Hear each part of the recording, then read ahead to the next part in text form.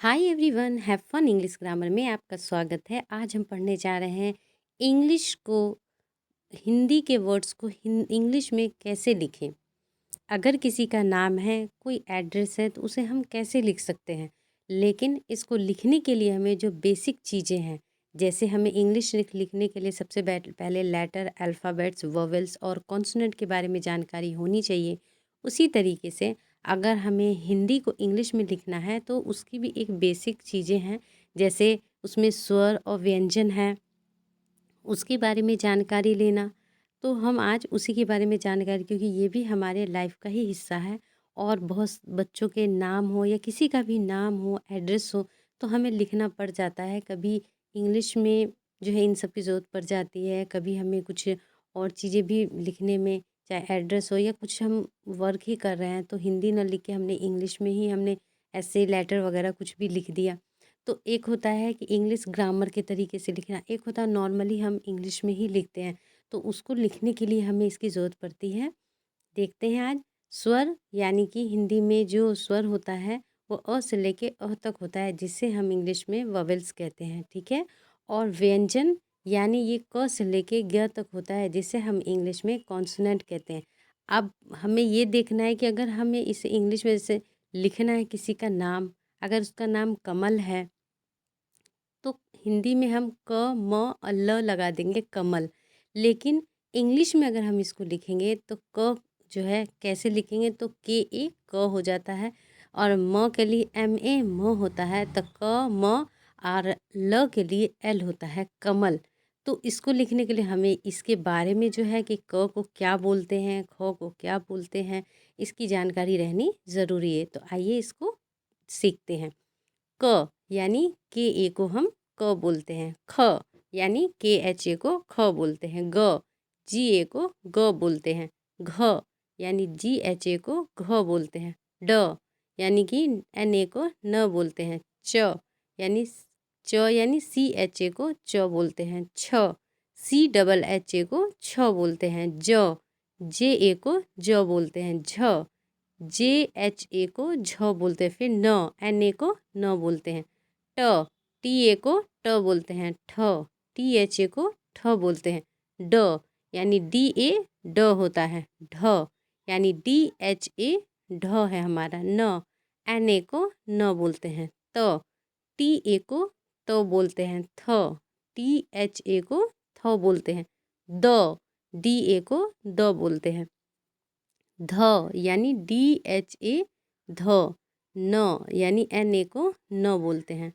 प P A को प।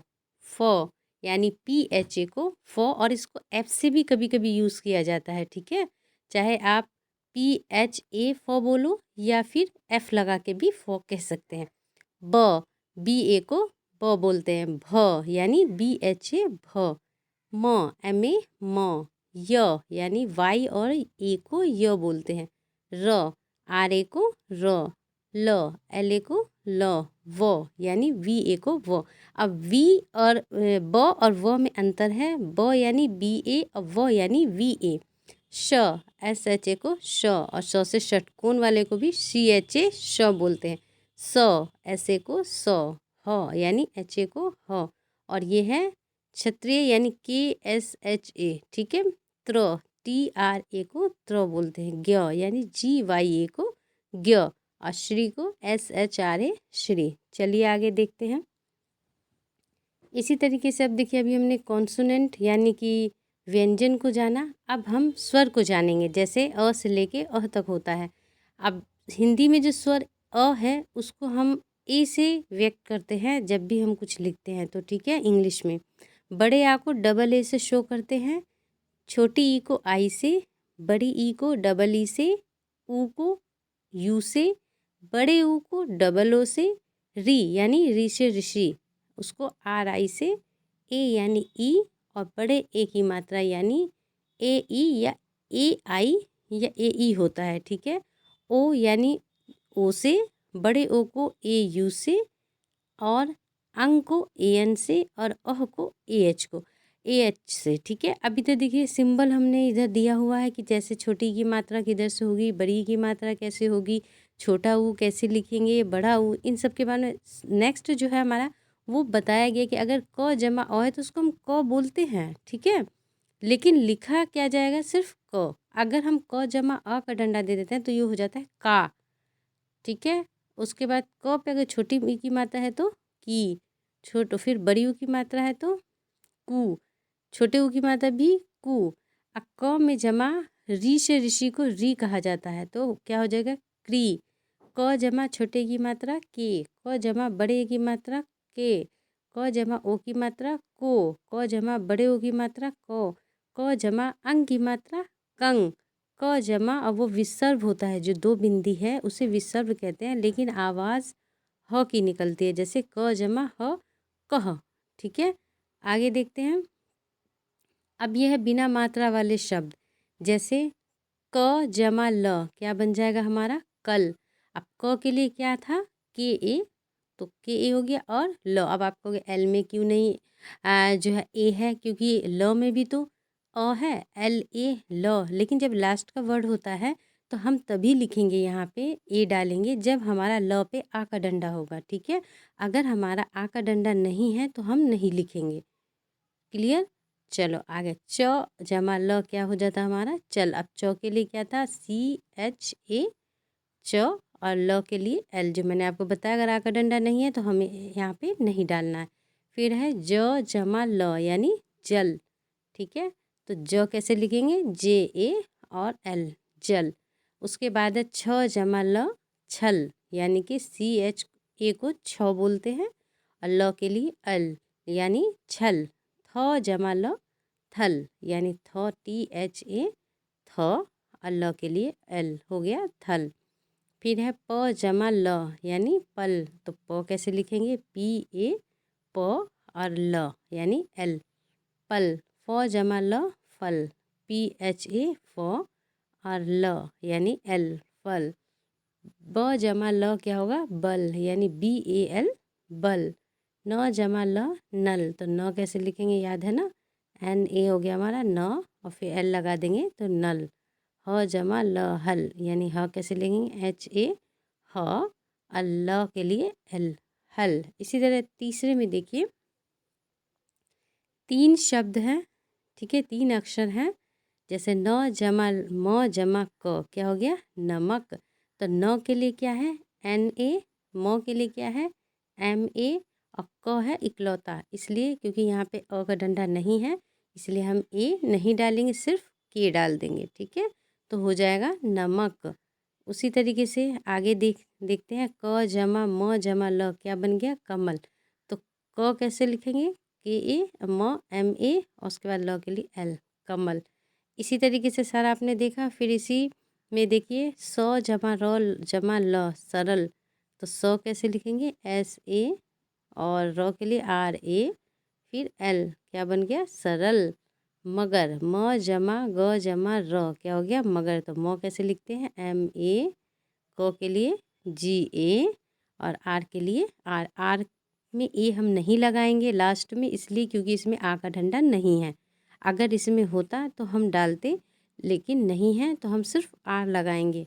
और बीच में हम म और ग में जो हम ए लगा रहे हैं वो इसलिए क्योंकि हम इसको सही से पढ़ पाएँ, क्योंकि बिना जो है स्वर के, इंग्लिश हो या हिंदी हो, बिना ववेल्स के हम प्रोनाउंसिएशन सही से नहीं कर सकते, इसीलिए, ठीक है। दूसरा देखिए उसी तरीके से है न जमा र जमा म, यानी नर्म। तो न कैसे लिखेंगे N A R A M, ठीक है नर्म। मटर यानी म कैसे लिखेंगे एम ए ट टी ए, र मतलब आर मटर। न जमा क जमा ल क्या हो गया नकल, तो न कैसे लिखेंगे एन ए के ए, उसके बाद एल नकल। चमक, च जमा म जमा क है चमक, तो च के लिए सी एच ए च, और म के लिए एम ए, और क के लिए के चमक। ये जो दे रखा है इसको पहले अलग अलग इसी तरीके से आप लिखिए कि च कैसे लिखते हैं, म कैसे लिखते हैं, क कैसे लिखते हैं, ठीक है। इसी तरीके से प्रैक्टिस करने से आपको लिखना आ जाएगा। आगे देखते हैं। अब इसमें 4 वर्ड वाले हैं, जैसे शबनम श और ब, शब एक एक वर्ड बन गया। न और म नम, क्या हो गया शबनम। अब इसको तोड़ के लिखना है। श और ब, शब कैसे लिखेंगे, तो श से शलगम वाले के लिए क्या है SHA श। अब ब लगा देंगे तो क्या हो गया शब। और न और म नम के लिए, न के लिए NA, न और म अकेला है तो M, तो क्या बन गया शबनम। अब देखो द अश दश, र अथ रथ, दश रथ, तो द के लिए DA और श के लिए सिर्फ SH, तब तो होगा दश। और रथ र और लगा दो तो र, और थ के लिए TH, तो दश रथ। फिर लिखिए नट और खट, तो नट के लिए क्या होगा NA न, और टी लगा दिया तो नट। और खट के लिए KHA ख, और फिर टी लगाते हो खट, तो नट खट। उसके बाद है स और र सर, ग अम गम, सरगम, तो सर कैसे लिखेंगे SA स, और र के लिए R, तो हो गया सर, और गम के लिए GA, और फिर लगा दिए M, सरगम। फिर है खटमल, KHAT खट, MEL मल, खटमल। इसी तरीके से आगे भी प्रैक्टिस कीजिए, आपको ज़रूर आ जाएगा। अगर आपको इसमें कुछ प्रॉब्लम हो तो आप मुझे कमेंट करें और मुझसे पूछिए, मैं आपको बताऊंगी। उसके बाद इसमें और भी रह गए हैं आ का डंडा, ई की मात्रा, ऊ की मात्रा, ए की मात्रा, ठीक है। आगे भी मैं वीडियोस बनाऊंगी, उसमें बताती हूँ। अगर आपको इस पसंद आए तो मुझे मेरे चैनल को लाइक और सब्सक्राइब करें एंड शेयर भी करें, एंड थैंक यू।